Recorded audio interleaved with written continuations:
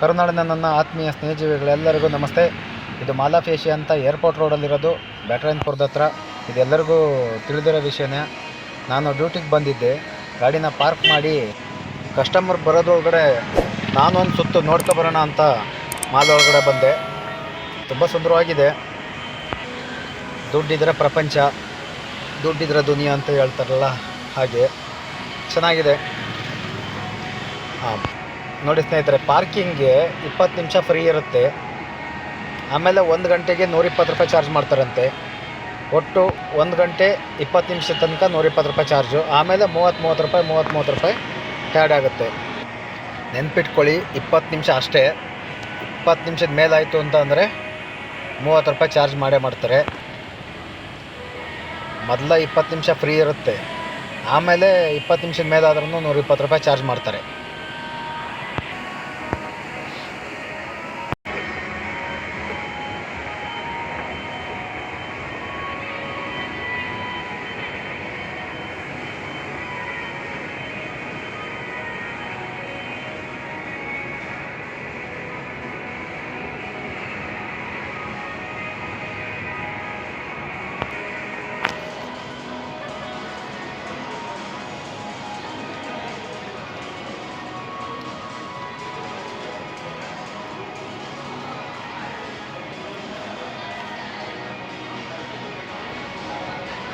ನೋಡಿ, ಇವರೆಲ್ಲ ಕನ್ನಡ ಹುಡುಗಿರು ಕೆಲಸ ಮಾಡ್ತಿದ್ದಾರೆ ಸೇಲ್ಸ್ ಎಕ್ಸಿಕ್ಯೂಟಿವ್ ಆಗಿ. ತುಂಬ ಜನ ಕೆಲಸ ಮಾಡ್ತಿದ್ದಾರೆ. ಮಾಲಾಫ್ ಏಷ್ಯಾ ಆದಮೇಲೆ ತುಂಬ ಜನಕ್ಕೆ ಕೆಲಸ ಸಿಕ್ಕಿದೆ. ಏಷ್ಯಾದಲ್ಲೇ ಒಂದು ದೊಡ್ಡ ಮಾಲು ಅಂತ ಹೇಳ್ತಾರೆ. ಶನಿವಾರ ಭಾನುವಾರ ಬಂದರೆ ಬ್ಯಾಟರಾಯನಪುರ ಸಿಗ್ನಲ್ಲು, ಕೊಡಿಗೆಹಳ್ಳಿ, ಸಹಕಾರ ನಗರ ಅಲ್ಲೆಲ್ಲ ತುಂಬ ಜಾಮ್ ಇರುತ್ತೆ.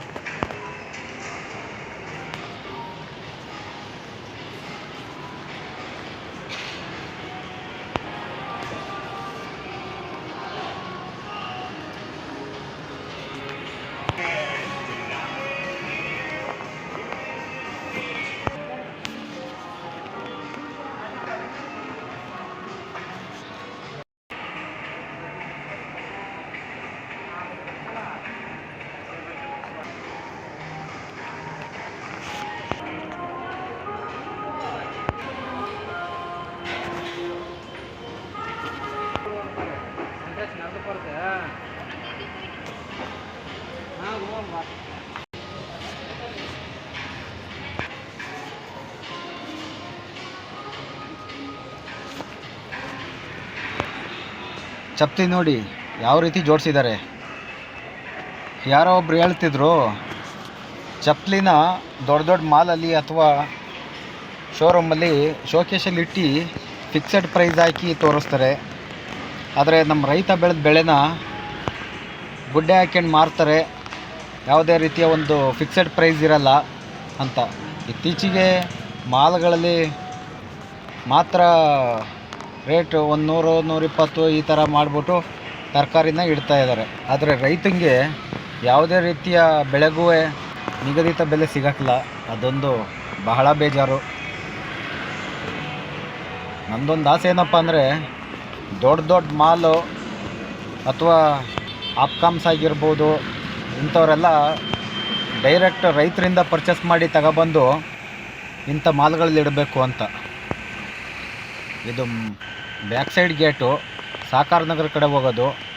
ಟ್ರಾಫಿಕ್ ಅವಾಯ್ಡ್ ಮಾಡೋಕ್ಕೋಸ್ಕರ ಬ್ಯಾಕ್ ಸೈಡ್ ಗೇಟಿಂದ ಹೋದರೆ ಫ್ರೀ ಇರುತ್ತೆ. ಇತ್ತೀಚೆಗೆ ಅದು ಜಾಮ್ ಇರುತ್ತೆ, ಕೆಲವು ಟೈಮಲ್ಲಿ ಫ್ರೀ ಇರುತ್ತೆ. ಪೀಕ್ ಟೈಮಲ್ಲಿ ತುಂಬ ಜಾಮ್ ಇರುತ್ತೆ. ದಯವಿಟ್ಟು ಈ ವಿಡಿಯೋ ಇಷ್ಟ ಆಗಿದ್ದರೆ ಲೈಕ್ ಮಾಡಿ, ಕಾಮೆಂಟ್ ಮಾಡಿ.